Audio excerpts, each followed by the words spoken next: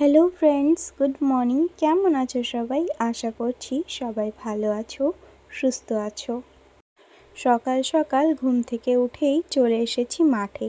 যেহেতু এখন বন্যা হয়েছে, পুরো মাঠে জল, আর মাঠে এরকম অনেক শাপলা হয়েছে।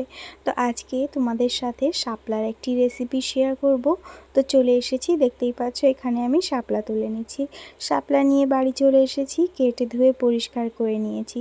তো চলো শাপলাটাকে রান্না করি। তো বন্ধুরা, উনুনে কড়াই বসিয়ে দিয়েছি, আর কড়াইতে দিয়ে দিয়েছি তেল। তেলটা গরম হয়ে এসেছে, ফোড়নে দিয়েছি শুকনো লঙ্কা আর রাঁধুনি, আর এখানে দিয়ে দিয়েছি কাঁচা লঙ্কা। বেশ ফোড়নটা দেওয়ার পর এখানে আমি দিয়ে দিচ্ছি কেটে রাখা শাপলা। তো বন্ধুরা, শাপলা আমি কেটে ভালো করে ধুয়ে নিয়েছিলাম। তো এখানে দেখতেই পাচ্ছ অনেকটা পরিমাণে, পুরো একটা কড়াই ভরে আমি এখানে শাপলা দিচ্ছি। যেহেতু শাপলাটা রান্না করলে একদমই কম হয়ে আসে, আর যেহেতু শাপলাটা জলে থাকে, এর মধ্যে প্রচুর পরিমাণে জল, যার জন্য আমি প্রথমেই এখানে অ্যাড করে দিয়েছি লবণ। লবণ দিয়ে একটু ঢাকা দিয়ে রাখলে শাপলার থেকে সব জলটা বেরিয়ে আসবে। তো এখানে দেখতেই পাচ্ছ আমি লবণ দিয়ে এটাকে ঢাকা দিয়ে রেখেছিলাম, আর শাপলাগুলো নরম হয়ে এসেছে। আর দেখো কতটা পরিমাণে জল এখানে শাপলার থেকে বেরিয়েছে। বন্ধুরা, শাপলা তো আমরা ভাজা করেই খেয়ে থাকি, তবে একবার আমার এই রেসিপিতে শাপলার তরকারি বানিয়ে খেয়ে দেখো। আশা করছি তোমাদের এই রেসিপিটা ভালো লাগবে। আর যদি এই ভিডিওটা তোমাদের ভালো লেগে থাকে তাহলে প্লিজ একটা লাইক করো। তো এখানে দেখতেই পাচ্ছ শাপলাটা গলে এসেছে, নরম হয়ে এসেছে। এখন আমি এখানে অ্যাড করছি হলুদ। আমি হলুদটা যেহেতু প্রথমে অ্যাড করিনি, হলুদ অ্যাড করলে কোনো কিছুই গলতে একটু সময় লাগে। আমার কালকের একটি ভিডিওতে একটা আপু কমেন্ট করেছে, আলুর লাইফস্টাইল ভিডিওটা খুব সুন্দর হয়েছে, অনেকটাই লাভ ইমোজি দিয়েছো। তো থ্যাংক ইউ সো মাচ আপু, তোমার নামটা নিলাম, আশা করছি তোমার ভালো লাগবে। আর তোমার নামটা আমি ঠিক উচ্চারণ করতে পারিনি, যদি আমি ভুল করে থাকি তাহলে প্লিজ আমাকে ক্ষমা করো। তো এখানে দেখতেই পাচ্ছ আমি এখানে শাপলাটার ঢাকনা খুলে দিয়েছি, আর এখন শাপলার থেকে যে জলটা বেরিয়েছে এটাকে আমি শুকিয়ে নেব।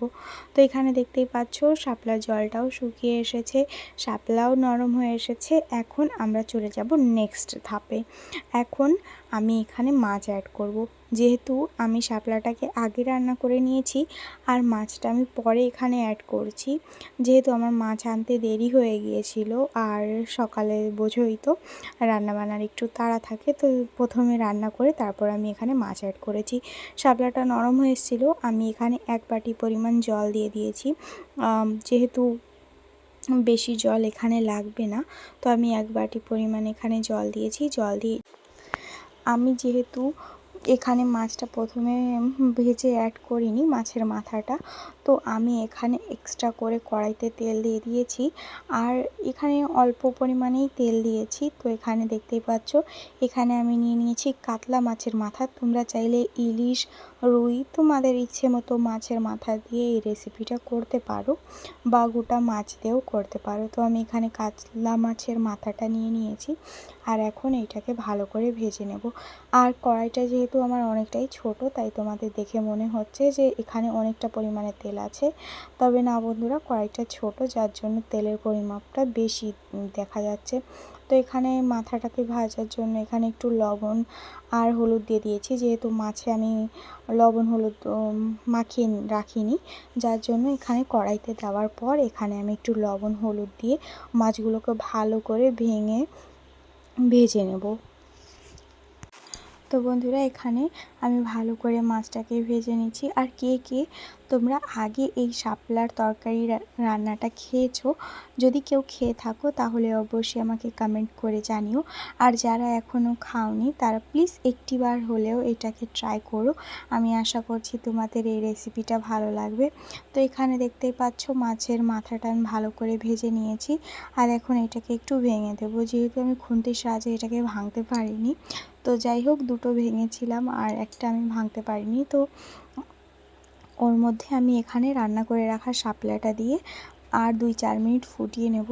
আর 2-4 মিনিট মাছের মাথার সঙ্গে এটাকে জাল করে নিলেই রেডি হয়ে যাবে আমাদের শাপলার তরকারি। তো বন্ধুরা, দেখতেই পাচ্ছ, দেখতে কিন্তু দারুণ লাগছে আর খেতেও দারুণ হয়েছিল।